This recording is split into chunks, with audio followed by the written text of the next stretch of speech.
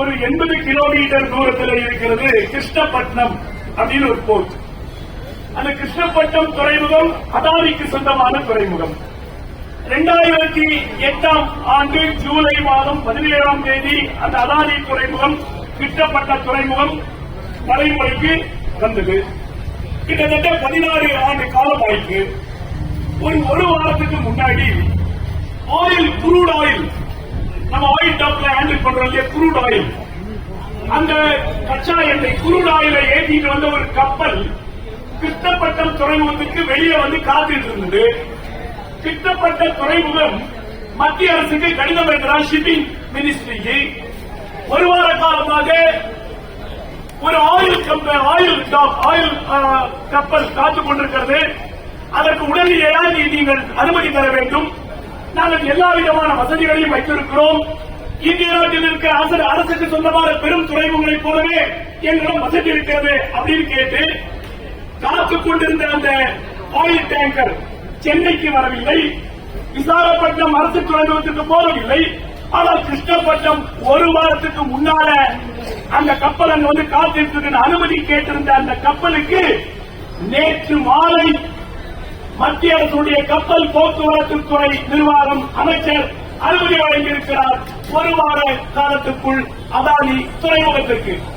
அதானி மேல் காட்டுகிற அக்கறையை அகில இந்திய துறைமுக தொழிலாளருடைய சம்பள உயர்வை அப்ரூவ் பண்ணி அதை உடனடியாக அமல்படுத்தி அந்த தொழிலாளர்களுக்கு அரியத்து தொகை வழங்குவதிலேயே ஏன் இவர்கள் இந்த ஸ்பீடு காட்டல, ஏன் இந்த ஆவேசத்தை, ஏன் இந்த அவசரத்தை காட்டலங்கிறதான் நமக்கு இங்க கேள்வி.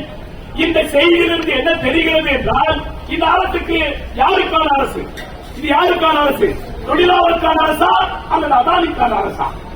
தோழர்களே, எனக்கு முன்னால் பேசிய பல தோழர்கள் சொல்லிட்டாங்க.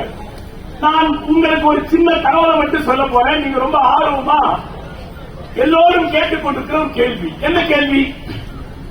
27/9/2024 செப்டம்பர் 27 கையெழுத்து போட்டோம்.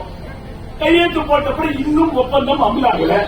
என்னதான் சார் காரணம்? யாரை கேட்டாலும் சொல்ல மாட்டேங்கிறீங்க, யாரை கேட்டாலும் தாமதமாகுதுன்னு சொல்றீங்களே, எப்பதான் கிடைக்கும்? என்ன காரணம்?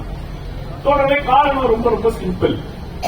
என்ன காரணம்னா, இந்த பைபார்டல் பேஜ் நெகோசியேட்டிங் கமிட்டி என்று சொல்லப்படுகிற இருதரப்பு சம்பள பேச்சுவார்த்தை குழு அமைக்கிற போது உங்களுக்கு அந்த குழு தெரியும் இல்லையா? 13 பேர் நிர்வாகம், 13 பேர் சம்மேளனம், 26 பேர். அதுல 13 பேர் நிர்வாக தரப்பில் இருக்கிறவங்களுக்கு அரசு வந்து சில கட்டளைகள் கொடுக்கும். PWC guidelines for management side. நிர்வாக தரப்பில் இருக்கிற அதிகாரிகள் கையாள வேண்டிய சில வழிகாட்டுதல்களை, வழிகாட்டு முறைகளை கொடுக்கலாம். அந்த வழிகாட்டு முறைகள் இருக்க கைட்லைன்ஸ் அதை ஒழுங்கா ஃபாலோ பண்ணிக்கலாம் அப்படின்னு கேட்கலாம். ஒரு சில கைட்லைன்ஸை ஃபாலோ பண்ண முடியல. ஃபாலோ பண்ண முடியலைன்றதுக்கு அரசு தரப்புல காரணம் எல்லாம் சொல்லிட்டாங்க.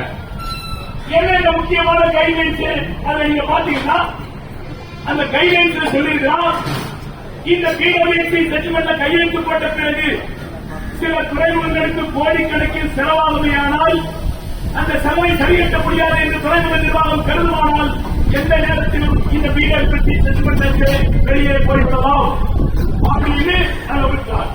இரண்டாவது என்ன, இந்த PWC செட்டில்மெண்ட் கையெழுத்து போடுவதற்கு முன்னால் இந்த PWC சேர்மன் ராஜேஷ் ஜெலோடா IAS அவரே அரசுடைய முன்னனுமதியை பெற வேண்டும் என்பது இரண்டாவது மிக முக்கியமான கட்டளை.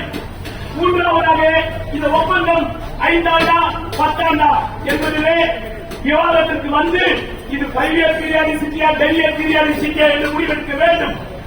அடுத்த மிக முக்கியமானது அதிகாரிகளுக்கும் ஊழியர்களுக்கும் இருக்கிற அடிப்படை சம்பளத்திலே முரண்பாடுகள் எதுவும் இல்லாமல் பார்த்துக் கொள்ள வேண்டும்.